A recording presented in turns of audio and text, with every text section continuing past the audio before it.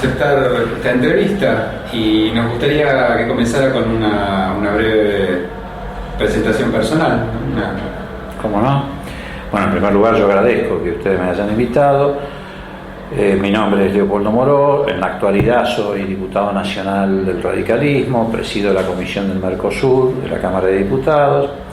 Me incorporé a la actividad política, a la militancia política, allá por el año 1962, tenía aproximadamente 16 años, siempre en las filas del radicalismo. Bueno, me tocó atravesar todos los periodos de inestabilidad institucional y dictatoriales, por lo tanto durante muchísimos años no ocupé ningún tipo de función ni cargo legislativo. Mis primeras responsabilidades fueron de naturaleza partidaria. Fui secretario general de la Juventud Radical de la Provincia de Buenos Aires en el periodo de la dictadura militar de Onganía, la llamada Revolución Argentina. Fui por primera vez candidato a un cargo electivo en 1973, fui candidato a diputado nacional. No resulté electo en aquella oportunidad porque perdimos la elección interna de nuestro partido. Volví a ocupar cargos partidarios durante la dictadura militar de Videla. Fui presidente del comité de mi distrito en esa oportunidad. Fui electo diputado nacional en el 83, fui reelecto en el 85, en el año 1989 fui durante un periodo de 3 o 4 meses presidente de la Cámara de Diputados en reemplazo del doctor Pugliese, que había pasado a ocupar el Ministerio de Economía en el gobierno de Alfonsín.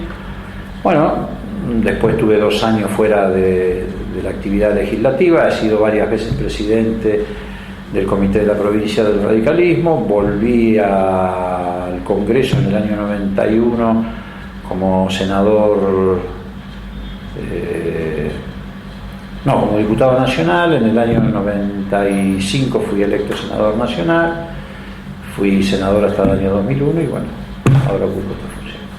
Muy bien, muchas gracias. Y si podemos volver brevemente al momento en que usted, en 1972, que se crea el Movimiento de Renovación y Cambio, recuerda más o menos. Sí, sí. Y usted decide incorporarse a la creación.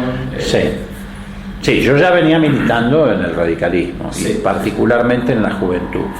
Apenas producido el golpe de Estado de 1966, que como ustedes saben disolvió los partidos políticos, nosotros en la clandestinidad creamos un organismo que se llamó Junta Coordinadora Nacional, que reunía a todos los grupos juveniles del radicalismo con una inclinación de centro-izquierda. Constituimos la Junta Coordinadora Nacional en 1968 en la localidad de Setúbal, en una reunión, reitero, que se hizo en la clandestinidad. Yo fui junto con el doctor Luis Cáceres y Miguel Molinero de Córdoba, uno de los primeros miembros del secretariado de la Coordinadora Nacional. Y esta corriente de expresión que fue generando a través del tiempo frentes de trabajo hacia afuera del partido, en el ámbito de la universidad, fundando la Franja Morada y en los trabajos barriales, digamos que tuvo una participación decisiva en la creación del Movimiento de Renovación y Cambio. En realidad, la creación del Movimiento de Renovación y Cambio es una confluencia de la Junta Coordinadora Nacional con lo que representaba y expresaba Alfonsín, que era un dirigente ya intermedio de nuestro partido. Y bueno, a mí me tocó, junto con el doctor Marcelo Stubrin, escribir el manifiesto fundacional del Movimiento de Renovación y Cambio. Pero lo que grabó se grabó. Bueno, nos gustaría, si puede, referirse un poco al periodo 73-76, al periodo que, digamos, de gobierno peronista y que antecedió al golpe de Estado. Bueno, digamos que ese periodo estuvo básicamente signado por la contradicción que se había trasladado a América Latina entre lo que se llamaba el comunismo y la guerra revolucionaria que el comunismo había alentado en el planeta a través de los llamados movimientos de liberación nacional, y la doctrina de la seguridad nacional de Estados Unidos, que pretendía, digamos así, enfrentar y confrontar con estos movimientos de liberación nacional. En nuestro país este proceso había empezado a agudizarse fundamentalmente a partir del golpe de Estado del año 66, que fue el que desembarcó por primera vez la doctrina de la seguridad nacional, de la mano de Onganía, que era un alumno de West Point, que trajo a la Argentina, a través de esa dictadura militar, esa doctrina de la seguridad nacional, y por el otro lado con la aparición de movimientos guerrilleros que de alguna manera expresaban y representaban lo que se denominaban los principios de la guerra revolucionaria, fundamentalmente alentados por la posición que Cuba en aquel momento tenía respecto a América Latina y al respaldo que le brindaba a estos grupos. Eso se traslada a la política argentina, se traslada al seno del movimiento peronista, y el periodo que se inaugura en el 73 está fuertemente teñido por esta contradicción, que además se agudiza porque esta contradicción no solo se traslada al seno del movimiento peronista, sino que a partir del 73 se traslada al propio aparato del Estado, donde estas dos concepciones disputan muy fuertemente el control del aparato del Estado. Ahí de alguna manera está la génesis de lo que posteriormente se conoció como terrorismo de Estado, que si bien se agudiza muy fuertemente a partir del 76, tiene su origen en el periodo iniciado en 1973, en la aparición de la AAA, el terrorismo de Estado que ejercitaba el lópez-reguismo, etc. Y en paralelo también allí empiezan a expresarse las contradicciones de los movimientos de izquierda revolucionaria, que en la opción de desarrollarse en el marco de la democracia y la legalidad o continuar con la lucha armada, optaron por continuar con la lucha armada, aún en el plano del propio movimiento peronista, no solamente los grupos marxistas-leninistas, sino también los sectores montoneros, que terminan enfrentando a Perón y retomando el ejercicio de la lucha armada. Bueno, obviamente estas dos circunstancias crearon las condiciones para que se produjera el golpe de Estado del 76 y se impusiera de lleno la política del terrorismo de Estado, arrasando con las libertades públicas, los derechos humanos, las libertades democráticas, los derechos ciudadanos, etcétera, etcétera. Yendo a un nivel de mayor detalle histórico, me gustaría saber cómo veía usted la relación de Balbín con el gobierno en dos etapas, digamos, antes de la muerte de Perón y después de la muerte de Perón hasta el golpe de Estado. Bueno, yo creo que en la primera etapa Balbín creyó honradamente en la necesidad de llevar adelante un proceso de reconciliación entre el radicalismo y el peronismo, advirtiendo que si esa brecha no se cerraba, el país iba a seguir dividido en dos grandes bandos que iban a hacer imposible la gobernabilidad. No era el primer paso que Balbín daba en ese sentido, en realidad ya se habían dado pasos anteriores, la Hora del Pueblo, la Asamblea de la Civilidad. Hubo un largo proceso de intento de reconciliación o de entendimiento. Creo que cuando muere Perón, Balbín queda atrapado en el dilema de continuar con esa política o de, enfrentarse de manera más nítida al gobierno de Isabel Perón, que ya era una etapa diferente de esa experiencia peronista, una etapa más sesgada a la derecha, con fuertes comportamientos autoritarios y además con una fuerte irrupción de este germen de terrorismo de Estado. Balbín tuvo una actitud en ese sentido vacilante, A su vez, él creía que el movimiento guerrillero amenazaba el proceso democrático, pero bueno, no pudo resolver ni superar el dilema. Eso se tradujo en aquella famosa frase de Balbín de que siempre quedaban 5 minutos para salvar el enfermo, que de alguna manera representaba una actitud de impotencia frente a lo que estaba pasando. Él quiso establecer algún tipo de puente entre el gobierno y los grupos guerrilleros del peronismo. Le puso como condición a los montoneros, para transformarse en interlocutor con el gobierno, que depusieran las armas. No logró, después de 2 entrevistas con Firmenich, ese objetivo. Frente a esto se negó a ser de interlocutor con el gobierno.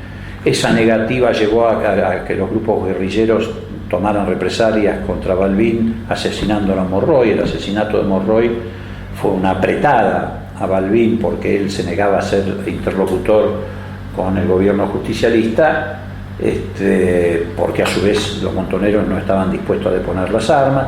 Y bueno, él se encontró en el medio de una situación dilemática que no pudo resolver. Él pensaba que si se llegaba a elecciones en el año 76 Isabel Perón iba a ser derrotada y que eso iba a permitir la continuidad democrática. Lo que no advirtió es que ya había todo un plan para América Latina, de imponer a través de dictaduras militares esta doctrina de la seguridad nacional y fundamentalmente las políticas económicas neoliberales, que fueron las que acompañaron a las dictaduras militares. Tal vez en eso él no tuvo una visión clara de lo que se venía. Y durante esa época había diálogos, discusiones entre Alfonsín y Balbín. ¿Ustedes participaban de alguna manera? Sí. ¿Se puede referir un poco a eso? Sí. Nosotros teníamos discusiones muy intensas dentro del partido, bueno, entre otras cosas porque también fue una etapa muy rica en la política argentina desde el punto de vista del debate político. Toda la década del 70, así como significó una tragedia en términos de los valores democráticos, también tuvo como componente un fuerte nivel de participación y de debate en la sociedad argentina, y naturalmente esto también ocurría en el seno del radicalismo. Así que sí, fue una etapa que estuvo muy signada por discusiones para definir un perfil ideológico del partido, vinculadas al diagnóstico de la realidad de la Argentina, de América Latina. Nosotros teníamos desde el Movimiento de Renovación y Cambio una visión más globalizadora de la política, que tomaba más en cuenta los factores internacionales que estaban en juego, y además una concepción de centroizquierda que la vinculábamos a la necesidad de desarrollar un frente de esas características en la Argentina para apuntalar al proceso democrático. También, por supuesto, teníamos una visión muy crítica del movimiento guerrillero, de la lucha armada, de las visiones foquistas de la política, pero en algún momento confrontamos con Balbín porque entendíamos que no solamente él carecía de esa visión, sino que objetivamente le hacía el juego a los sectores de la derecha peronista. Pero de todas maneras yo debo reconocer que él era un demócrata liberal, tal vez limitado en su visión de lo que sucedía, pero con un fuerte compromiso democrático, aunque desde una posición liberal. Bueno, vamos un poco al golpe, bueno, más que al golpe militar, al periodo de la dictadura. Bueno, como usted recordará, es una época en la cual, si bien los partidos políticos son suspendidos, no son disueltos como en 1966. Y es una época donde, digamos, de modo no público hay mucho diálogo de dirigentes partidarios y algunos sectores del régimen, ¿no? Bueno, dentro de eso Balbín fue un interlocutor importante a lo largo de varios años, especialmente con los grupos que rodeaban a Videla. nos gustaría que hablara un poco de esa etapa, cómo se posicionaban ustedes, qué recuerda. Bueno, en primer lugar es cierto que desde el punto de vista de la formalidad, digamos, hubo un régimen diferente en lo que respecta a los partidos políticos, pero desde el punto de vista sustantivo fue mucho más brutal la represión hacia las fuerzas políticas y sociales que la que habíamos vivido durante la época de Onganía. Eso es obvio y óbice, digamos. Es cierto que algunos sectores que se definían además como antiperonistas de las Fuerzas Armadas mantenían una comunicación, un diálogo con sectores políticos, a punto tal de que no solamente lo mantenían con algunos dirigentes del radicalismo, sino también, por ejemplo, del socialismo. Yoldi fue embajador del gobierno militar, lo mantuvieron incluso con algunas figuras de la intelectualidad argentina.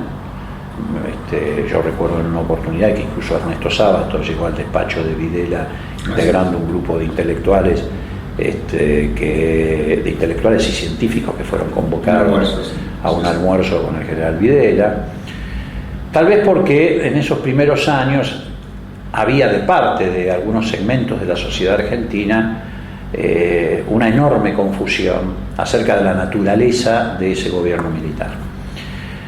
Confusión que estaba no solamente alimentada por el atávico antiperonismo de algunos sectores, sino porque también, no es menos cierto, por un lado la actividad de los grupos guerrilleros y por el otro lado la de Isabel Perón, etcétera, habían creado condiciones objetivas en algunos sectores de la sociedad como para que justificaran el golpe.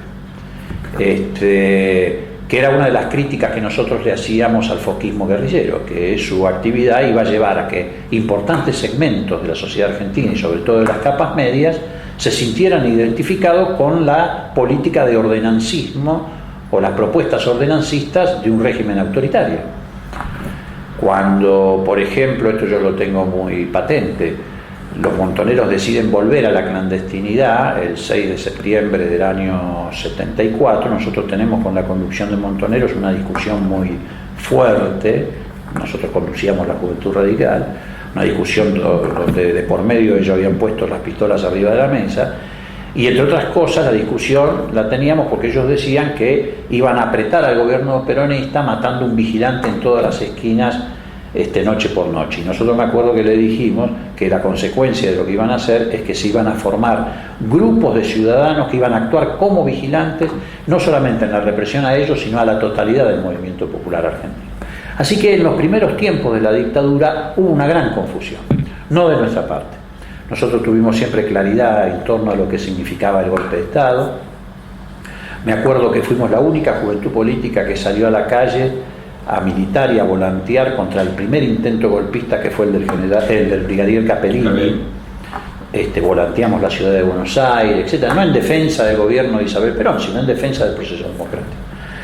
Bueno, esto generó efectivamente también dentro de los partidos políticos un comportamiento diferente frente a la dictadura militar. Nosotros la enfrentamos desde el primer día, no solamente por lo que significaba en materia de violación de los derechos humanos y los derechos ciudadanos, sino también por lo que significaba la política económica. La designación de Martínez de Oz marcaba con mucha claridad cuál era la orientación de ese gobierno militar, y efectivamente la dictadura hacía diferencia dentro de los partidos políticos entre los que teníamos una actitud de esta naturaleza o los que mantenían ciertos canales de diálogo.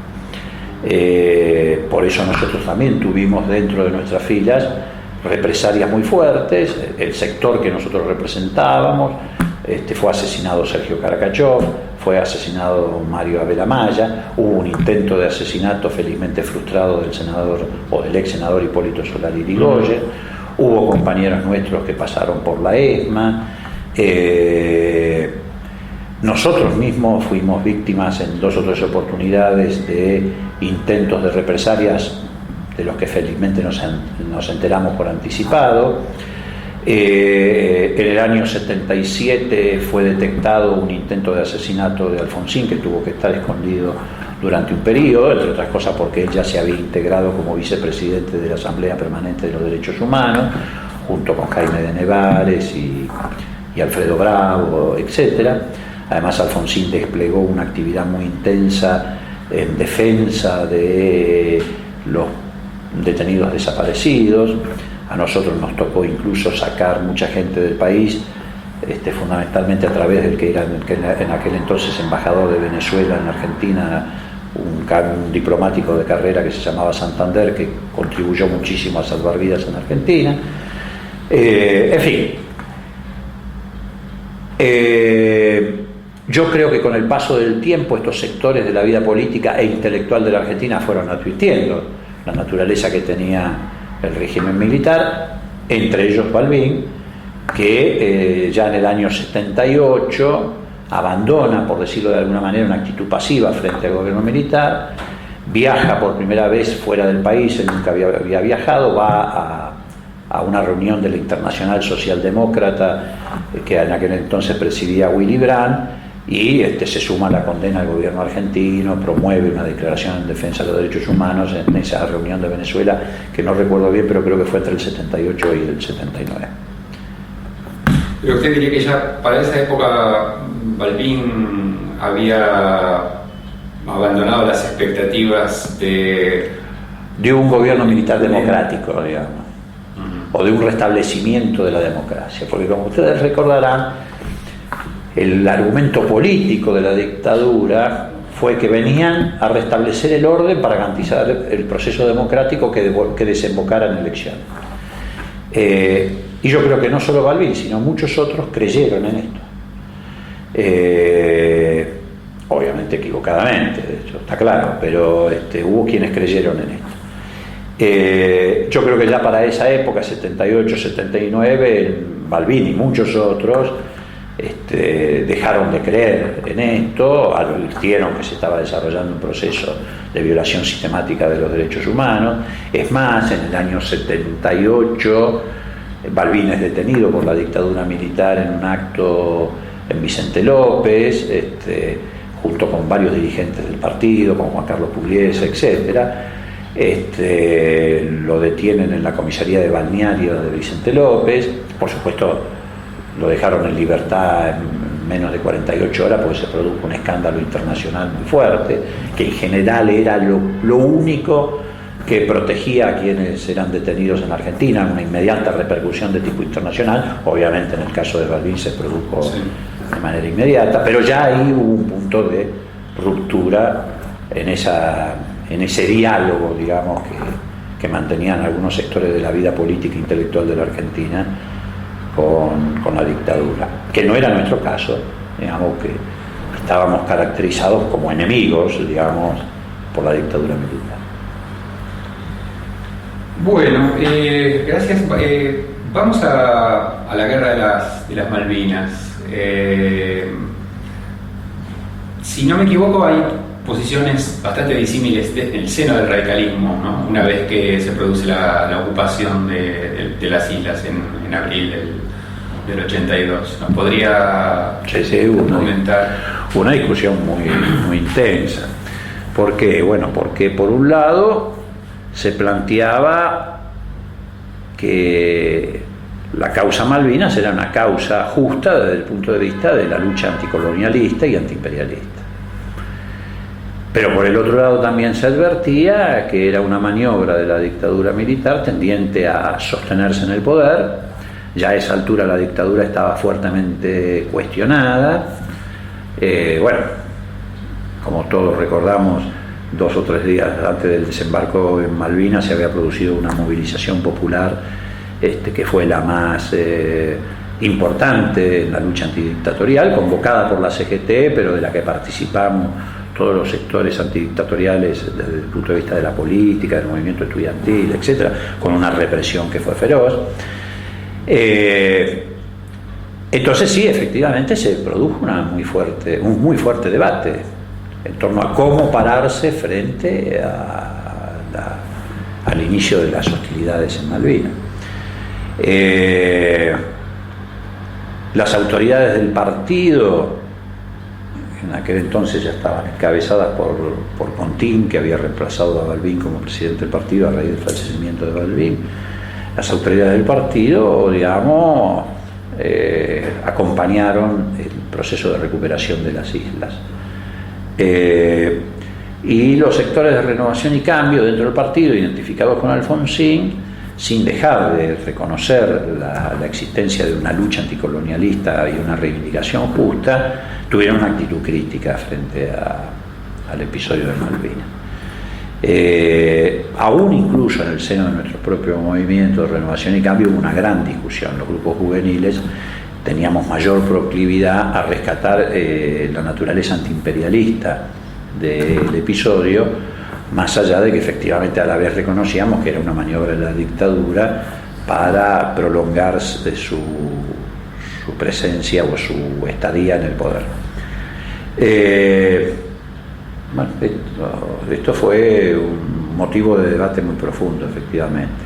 Mucha gente cree que el comienzo de un proceso de construcción y de reconocimiento y de visibilidad de Alfonsín, que culmina en el 83 con su triunfo, se da precisamente en el episodio de Malvinas, porque fue uno de los pocos dirigentes políticos de la Argentina que tuvo una opinión contundentemente contraria, que incluso en algún momento fue calificada como antipatriótica, etcétera, y que eso fue el principio de una visibilidad muy fuerte de Alfonsín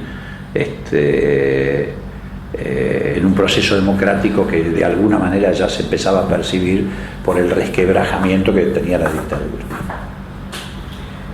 Una vez que es reemplazado Galtieri, asume el general Viñone, ¿cuál es el panorama que ustedes desde Renovación y Cambio ven en cuanto a la transición, los términos de la transición, las expectativas que tienen respecto a la cuestión de derechos humanos? Nosotros desde el principio tuvimos muy en claro que no había ninguna posibilidad de consolidar un proceso democrático que no estuviera asentado y apoyado en la verdad, la memoria y la justicia. Lo tuvimos en claro durante esa transición de Viñone, que es donde se produce, como ustedes recordarán, la llamada ley de autoamnistía. La mayoría de los sectores políticos de la Argentina fueron complacientes con esa llamada ley de autoamnistía, o la justificaban o incluso la reivindicaban como un acto propio de la continuidad del Estado. Entre ellos Luder, que en la campaña electoral sostuvo que la validez de la ley de autoamnistía. Nosotros de entrada tuvimos muy en claro que el proceso democrático en el que inexorablemente íbamos a desembocar, porque ya era manifiesta la voluntad de la sociedad argentina de llegar al proceso democrático, no tenía ninguna posibilidad de consolidarse si no era sobre estos tres pilares en lo que se refiere a la violación sistemática de los derechos humanos. Por eso diseñamos una política en esta materia que fue nuestro principal objetivo de gobierno. Nosotros en nuestra plataforma electoral decíamos que el objetivo más importante era consolidar la democracia y que para esto había que articular una política de derechos humanos que diera respuesta a lo que había sucedido. Y bueno, esta es la raíz que da origen a la creación de la CONADEP, al decreto que apenas asume Alfonsín dicta de procesamiento de las juntas militares, la cúpula militar y también la cúpula guerrillera. Esto da pie a las reformas al Código de Justicia Militar para habilitar que fuera también la justicia civil la que pudiera juzgar estos delitos de lesa humanidad. Había que reformar el Código de Justicia Militar, incluso había que reformar el Código Penal, porque estos delitos no estaban tipificados. El delito de desaparición de personas no existía en nuestro ordenamiento legal. Además, bueno, por supuesto, se puso en marcha un mecanismo de extradición de quienes habían sido originariamente responsables de la política de terrorismo de Estado. Logramos extraditar a López Rega, que se terminó muriendo en una cárcel de la Argentina. Creamos la CONADEP, cuya principal misión no era solo colaborar con la justicia aportando elementos probatorios, sino fundamentalmente dando a conocer al mundo lo que había pasado en la sociedad argentina. Así que nosotros tuvimos esto muy en claro y fue, digamos, el vértice de nuestra política en la campaña electoral. Fue lo que nos diferenció claramente del resto de las fuerzas políticas. También, por supuesto, habíamos dicho en la campaña electoral que íbamos a llevar adelante los juzgamientos con 3 niveles de responsabilidad diferenciados. Esto desgraciadamente se distorsionó en el Congreso porque al momento de votar las leyes, entre ellas fundamentalmente las reformas al Código de Justicia Militar, el senador Zapac de Neuquén, en un Senado donde nosotros teníamos minoría, alteró el espíritu de la ley, y entonces quedaron todos los oficiales y suboficiales que habían participado del proceso represivo comprendidos en esas leyes, lo que llevó después a la necesidad de tratar de corregir el rumbo, dictando la ley de obediencia debida y de punto final. Pero nosotros fuimos muy claros en la campaña electoral respecto a lo que íbamos a hacer, y lo hicimos. Volviendo a la campaña, ¿en qué momento, si es que es así, ustedes piensan que pueden ganar las elecciones del 83? A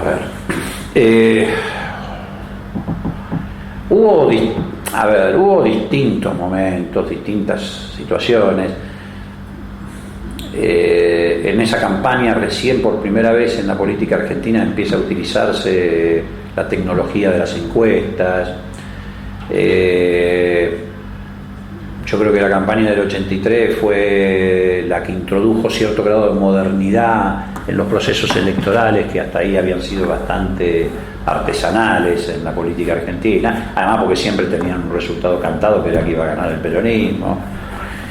En esa campaña del 83 se produjeron cambios sustantivos en el comportamiento electoral de la sociedad argentina. Yo no diría que hubo un punto definitorio. Los que creen que la campaña se decidió cuando Herminio Iglesias quemó el cajón se equivocan, absolutamente. Cuando Herminio Iglesias quema el cajón, el peronismo ya tenía perdida la elección. Esto lo digo no solo porque ya de las encuestas que nosotros manejábamos lo revelaba, sino porque era público en el timing social, en el clima social que se vivía. Yo advertí que el radicalismo estaba en condiciones de ganar cuando empieza el proceso electoral y se producen concentraciones masivas de carácter espontáneo. Ahí uno ya advertía que algo estaba pasando, que era muy profundo. Nosotros, que además militábamos en el Gran Buenos Aires, yo siempre milité en el Gran Buenos Aires, advertíamos que este cambio se estaba produciendo en el comportamiento de los hijos de las familias peronistas.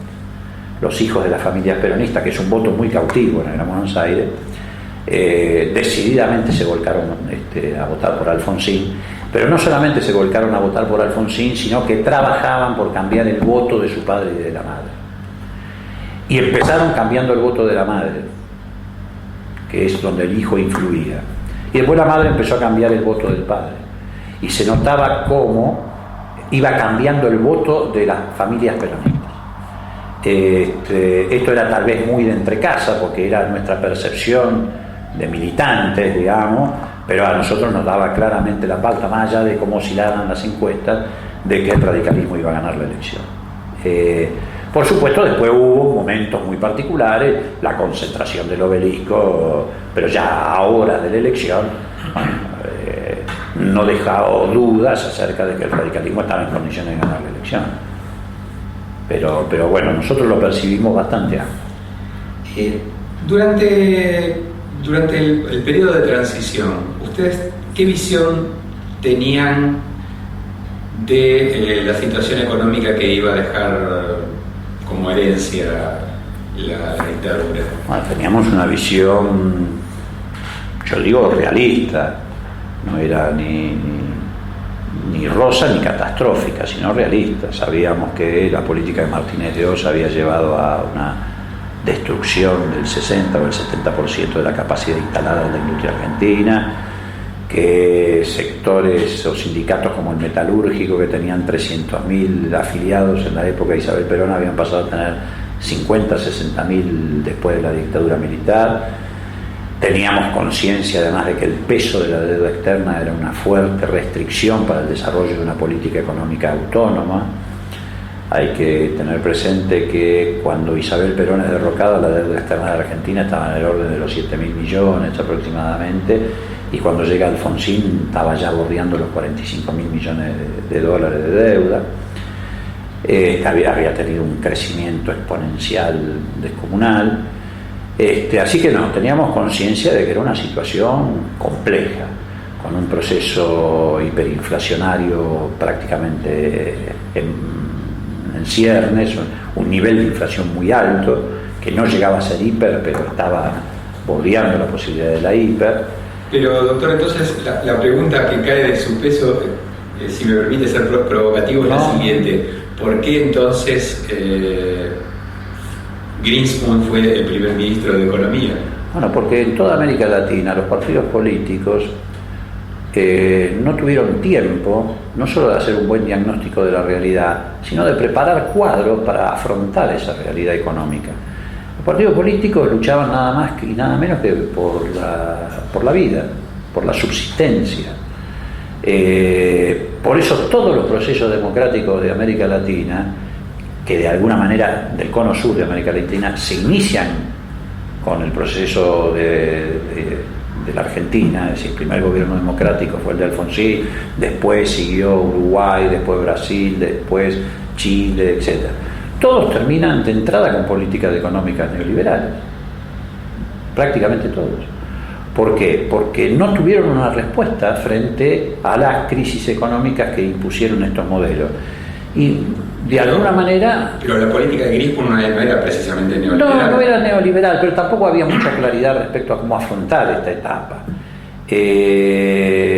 La de Greenspan fue una política económica que intentó reproducir la de la década del 60, pero ni el mundo ni la Argentina era la Argentina ni el mundo de la década del 60. La de él era una política cepalista, pero digamos insuficiente para afrontar los cambios estructurales que había tenido la política económica en la Argentina, o que había producido la política económica neoliberal en la Argentina, y entonces hubo vacilación durante el primer año del gobierno, hasta que irrumpe Surruil, que desarrolla una política más clara, primero de lucha antiinflacionaria a través de lo que se denominó el Plan Austral, un plan que entre otras cosas produjo un desagio en favor de los deudores, y que bueno, no fue sustentable en el tiempo, no porque el modelo económico adoptado en ese momento fuera incorrecto, sino porque no hubo fortaleza política, acompañamiento político de la oposición como para garantizar los cambios estructurales que pudieran darle continuidad a esa política. Y además hubo errores de política económica del gobierno de Alfonsín, como por ejemplo no haber sostenido las retenciones, lo que llevó a que cuando se produjo la confrontación con los organismos internacionales de crédito, la Argentina no tuviera los recursos de política cambiaria como para poder sostener el llamado Plan Austral. El hecho de ceder frente a la presión de los sectores agropecuarios y de derogar las retenciones, levantar las retenciones, fue un gravísimo error que llevó después a la necesidad del desdoblamiento de tipo de cambio, y eso, bueno, generó el proceso hiperinflacionario. Usted hizo mención en el caso del tema de la distinción de los 3 niveles de responsabilidad al senador Zapag. Sí. Justamente también hay otra cuestión en la cual el senador Zapag o los senadores por Neuquén tuvieron un papel en la ley sindical, que fue la ley sindical. Entonces, en relación a esos dos casos, me gustaría saber si usted considera que realmente el Ejecutivo se dio una estrategia previa, preparó, o fue sorprendido por las circunstancias. No se dio una estrategia previa. Hubo mucha ingenuidad en el manejo político, sobre todo del ministro del Interior, que en aquel entonces era el doctor Trócoli. y también mucha ingenuidad por parte de Germán López, que fue el inspirador de la ley de la denominada ley Mucci, la de reordenamiento sindical. Porque no advirtieron, en primer lugar, la posibilidad de que estas leyes fueran modificadas en el Senado y las consecuencias que esto podía traer aparejado. En el caso de las reformas al Código de Justicia Militar, aquel voto del senador Zapag no estuvo influido por intereses, sino por una cuestión que lo tocaba personalmente, de naturaleza familiar, que había sido el asesinato de sus sobrinos, que eran desaparecidos, etc. E ingenuamente, a mi juicio, cometió el error de modificar la sanción de la Cámara de Diputados, que había sido muy costosa, muy trabajosa, porque paradójicamente, cuando nosotros reformamos el Código de Justicia Militar, no fuimos acompañados por la oposición. Es más, la oposición se negó a integrar la CONADEP. Sí. No hubo legisladores de la oposición, salvo el caso del diputado demócrata cristiano, que había estado actuando también en los organismos de derecho, Conte McDonald, creo que se llama. Sí, Augusto Conte. Augusto Conte. Sí, sí. Salvo él, que integró la CONADEP, claro. El resto de los partidos políticos, el peronismo, partidos de izquierda, etc., se negó a integrar la CONADEP. Entonces esa sanción había sido muy trabajosa en diputados. Cuando introduce esta modificación, al Ejecutivo le quedaba el recurso de volver a diputados, pero no íbamos a obtener los 2/3 para ratificar la sanción, y entonces se dejaron las cosas como están. Y se desbarrancó en una situación que llevó un momento dado a tener que juzgar 3.000 o 4.000 oficiales de las Fuerzas Armadas, algo que era materialmente imposible y que además no había ocurrido en ningún lugar del planeta, y mucho menos a través de gobiernos que habían accedido al poder democráticamente y no a través de las armas. Y en el caso de la sanción de la ley sindical, no, allí no hubo una actitud ingenua, sino de acompañamiento a la burocracia sindical por parte de un partido neoperonista de derecha, como era el caso del Movimiento Popular Neuquino, que conscientemente, digamos, a través de sus senadores, modificó la llamada ley de reordenamiento sindical. Pero eso también fue un error de apreciación del gobierno, y particularmente de Germán López y de Mucci, que guiados por una actitud excesivamente antiperonista no quisieron negociar una ley intermedia que significara controlar la chequera del sindicato y garantizar lo único que en ese momento importaba garantizar, que era la realización de elecciones libres en los sindicatos. Era tan fuerte el impulso renovador dentro de la sociedad en su conjunto, que seguramente hubiéramos podido ganar muchos sindicatos torciéndole el brazo a la burocracia sindical, y en un proceso gradualista ir transformando la realidad, cambiando, por ejemplo, los estatutos para garantizar la representación de las minorías, etc. Quisimos hacerlo por ley, quisimos llegar al 100% de nuestros objetivos y terminamos frustrando esa posibilidad, porque, reitero, había una actitud excesivamente antiperonista, una visión excesivamente liberal de izquierda de algunos de estos sectores del gobierno, que no se quisieron sentar a negociar, y la negociación es consustancial del proceso democrático. Es muy difícil imponer el 100% de los objetivos en el marco de un parlamento donde además teníamos minoría en el Senado, que no era un dato menor. No era un dato menor. En realidad hay toda una serie de cuestiones en las cuales parecería ser que el gobierno tropieza con la realidad, digamos, a partir de diagnósticos iniciales de un modo u otro, o confusos o equivocados. Lo que me gustaría saber es cómo acompaña la Junta Coordinadora, el Movimiento de Renovación y Cambio, esa relación entre, digamos, partido-gobierno, ¿no? Nosotros lo acompañábamos con un permanente debate. Teníamos efectivamente, digamos, gravitación en las discusiones, no tanto en la primera etapa del gobierno, sino más bien en la segunda etapa del gobierno. La primera estuvo asignada por un gobierno más compartido con los sectores tradicionales del radicalismo. El primer gabinete, bueno, estaba Trócoli, Grispun, etcétera. Realmente el proceso de construcción de poder se da fundamentalmente después de esa primera etapa, que es donde el gobierno toma impulso en la articulación de políticas hacia determinados sectores de la sociedad, no solamente el crecimiento del partido como organización política, sino el desarrollo de fuerzas sindicales en el sector empresario, en el sector del movimiento estudiantil, etcétera.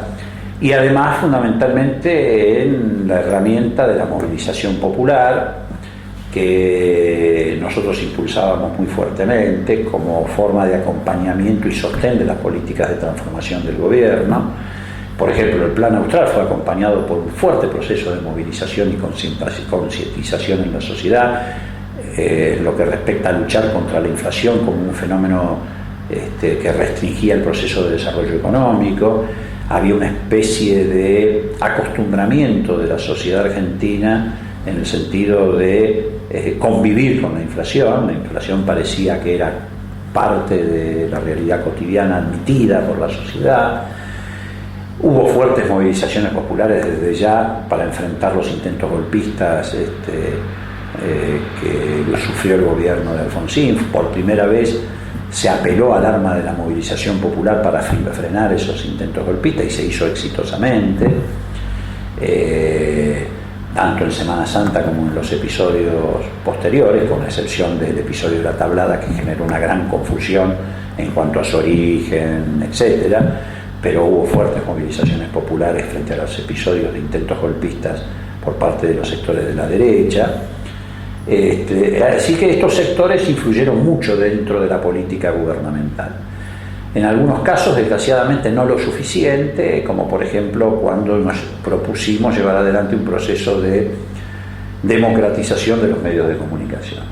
El gobierno de Alfonsín no atinó a dar un salto cualitativo que significara democratizar los medios de comunicación y darles un carácter esencialmente público. Se quedó en la etapa de manejo estatal de los medios. No pudimos profundizar una política para que los medios de comunicación fueran una herramienta que garantizara el derecho a la información, y cuando quisimos hacerlo ya era tarde porque el gobierno no tenía la fortaleza política para hacerlo. Desgraciadamente eso después dejó abierto el camino para que Menem los privatizara, digamos, permitiendo una privatización también de la política en definitiva. Pero nosotros teníamos muy en clara la necesidad de crear un área de medios o un segmento de medios gobernado por comisión bicameral en el Congreso, que tuviera característica pública no estatal, copiada del modelo francés o del modelo italiano. Pero bueno, esas cuestiones que nosotros llevábamos al seno del gobierno no las pudimos materializar. Cuando se produce el triunfo electoral en 1983, de ahí en adelante, ¿qué visiones había dentro del gobierno y del radicalismo en general sobre el futuro del peronismo? Es decir, ¿qué percepción tenían acerca de lo que podía ocurrir con el peronismo? No se creía, digamos, la idea era que iba a haber un proceso de diáspora donde el peronismo iba a desembocar en una configuración de centro-derecha, un sector, digamos, aliado a sectores autoritarios o con añoranzas de las etapas anteriores, etc. Y un peronismo que en este caso se ponía en cabeza de lo que se llamaba la renovación peronista, en condiciones de confluir con nosotros en un frente nacional reformista, democrático, progresista, que garantizara no solamente la estabilidad del proceso democrático, sino la puesta en marcha de mecanismos de transformación más profundos. El radicalismo tenía una vocación transformadora muy profunda, que en algunos casos se manifestó no solamente en el plano político institucional, por caso la política de derechos humanos, etcétera, sino también en el intento de reformar la Constitución, etcétera, en la creación del Consejo de Consolidación de la Democracia, sino también en otros planos. Es decir, pusimos en marcha mecanismos de transformaciones culturales muy importantes, sancionamos la ley de divorcio, en un país que en ese sentido era uno de los pocos del mundo que todavía mantenía la ley de divorcio, sancionamos la ley de patria potestad compartida, le dimos plena autonomía a las universidades nacionales, recuperamos el ejercicio de la libertad de cátedra, de la libertad de pensamiento, etc. Pero bueno, sabíamos que con nuestro impulso era insuficiente para llevar adelante ese proceso de transformación. Y pensábamos, y esto fue lo que se denominó el famoso tercer movimiento histórico, etc., en la posibilidad de una confluencia entre los sectores progresistas del justicialismo y el radicalismo que diera como resultado un gobierno compartido que después de pasada la transición democrática fuera capaz de darle continuidad a esa transformación, descontando que iba a haber un sector del peronismo que iba a ir a alimentar, digamos así, una concepción de centro-derecha o un frente político electoral de centro-derecha. Pero, ¿qué medidas políticas para alentar ese juego o esa predicción se tomaron? Bueno, se creó el Consejo de Consolidación de la Democracia para crear un ámbito de debate respecto a los cambios institucionales. Se promovió lo que se llamó la convergencia en términos electorales para ir sumando fuerzas en esa dirección.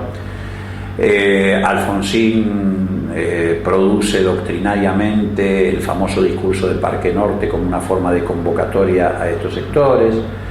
Abrimos un canal de diálogo muy fluido, muy intenso con la Renovación Peronista en términos políticos y también institucionales. Cafiero ganó la gobernación en el año 87, convivió con nosotros en la gobernabilidad durante 2 años, gobernabilidad que nosotros pretendíamos que él nos garantizara a nivel nacional y nosotros le garantizábamos en la provincia. Cafiero gana la gobernación, pero en ambas cámaras de la legislatura de la provincia de Buenos Aires tenía mayoría del radicalismo, en el Senado y en la Cámara de Diputados, y sin embargo convivimos, digamos, y le garantizamos a Cafiero la gobernabilidad.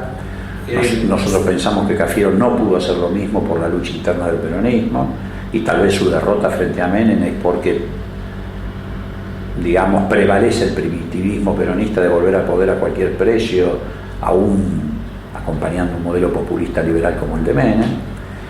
En el año 91 todavía hay secuelas de esto, cuando coincidimos en la necesidad de reformar la Constitución de la provincia de Buenos Aires, tarea que encaramos radicales y peronistas juntos, y fuimos derrotados por la derecha en una reforma constitucional que fue una de las más progresistas de la Argentina, más allá de que finalmente no la pudimos imponer, pero el contenido era un contenido absolutamente progresista.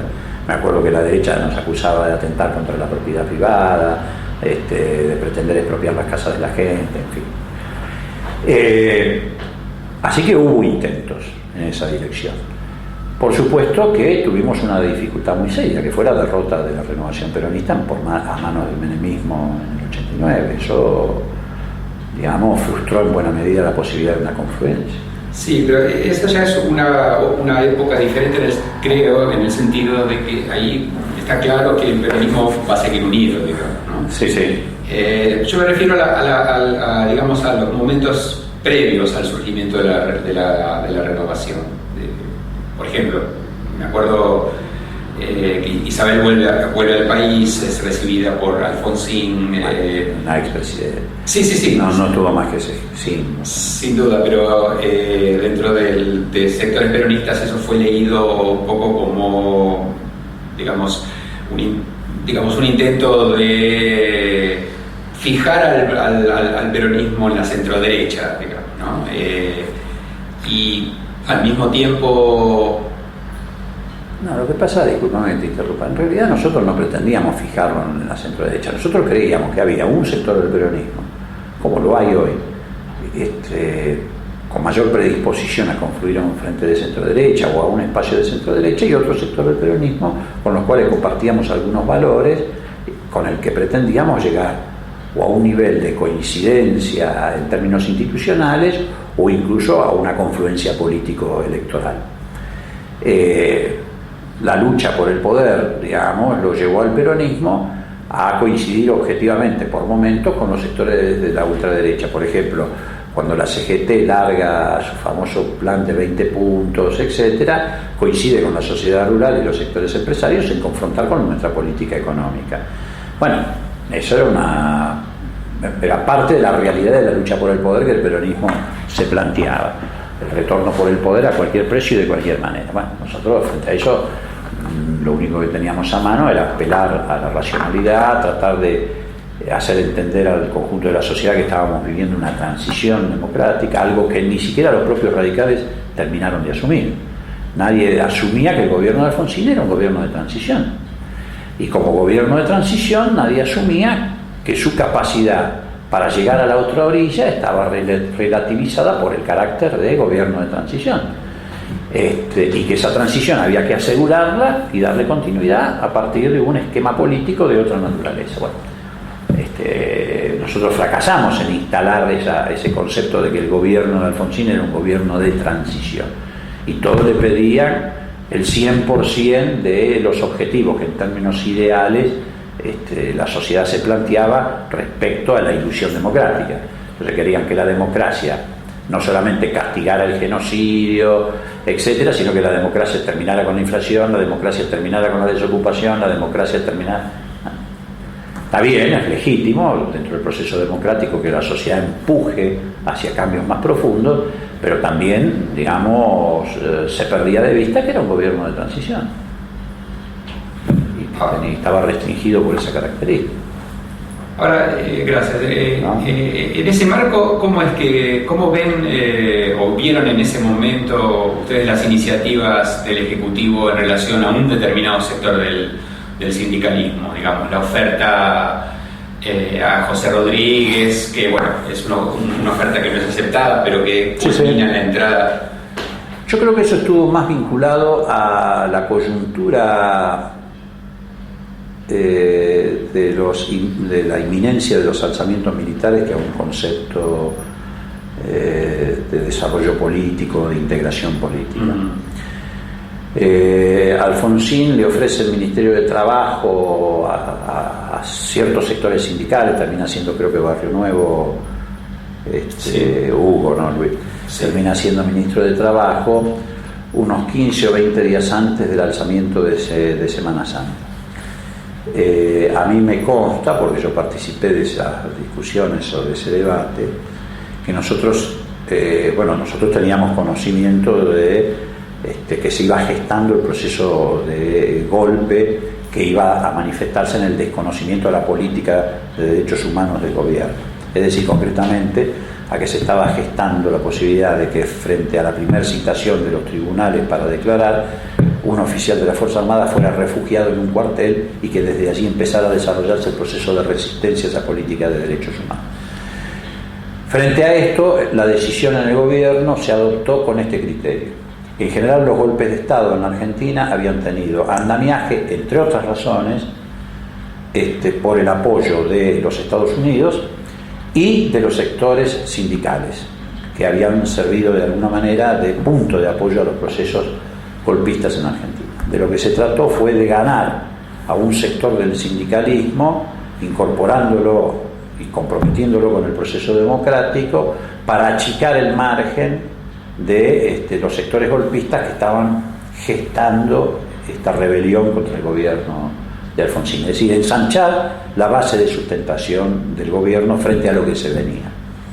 Bueno, y fue lo que efectivamente ocurrió. Alfonsín designa a Barrio Nuevo, denuncia en un acto donde se inaugura la sede de la Universidad de Buenos Aires en San Isidro la existencia de una conspiración nazifascista, y a los pocos días se produce el episodio de Semana Santa. Y efectivamente, frente a ese episodio, hubo una muy buena respuesta, ya no solamente de los partidos políticos, sino del movimiento sindical. La CGT decretó paro general por tiempo indeterminado hasta que no cesara la actividad golpista, y hubo un proceso de movilización popular muy integrado por diversos sectores, no solo por las capas medias, sino por todos los sectores populares de la Argentina, en defensa del proceso democrático. A lo largo de la gestión de gobierno del doctor Alfonsín, ¿qué balance haría usted respecto a lo que es la participación de los bloques parlamentarios radicales en la preparación de las iniciativas de ley, de proyectos? Tuvimos bastante participación. Fue un proceso desde la restablecimiento, claro, es casi una perogrullada, ¿no? Porque siempre ocurre en general en todos los procesos democráticos, pero la primera etapa de este proceso democrático que se inicia en el 83 fue la más rica desde el punto de vista de la actividad parlamentaria. Fue el mejor parlamento, el de mayor nivel, el que discutió las leyes más significativas, cosa que es razonable, lógica, porque se salía del modelo cultural autoritario hacia un modelo democrático, era casi fundacional. Fue un parlamento que tuvo una participación decisiva en la construcción democrática de una sociedad democrática. Yo recién te recordaba algunas leyes que fueron no solamente parte de un intenso debate en el Parlamento, sino en el conjunto de la sociedad: la ley de divorcio, la de patria potestad compartida, el gran debate sobre el tema de la deuda externa de la Argentina, la reforma al Código de Justicia Militar. Fue un Parlamento que tuvo una participación muy rica, de alta calidad en términos de la construcción democrática. Después declinó. El proceso posterior, el que se inicia sobre todo a partir del 89, margina al Parlamento, por razones que son obvias, pero el Parlamento 83-89 fue un Parlamento que tuvo un protagonismo muy activo en la construcción de una cultura democrática en la sociedad argentina.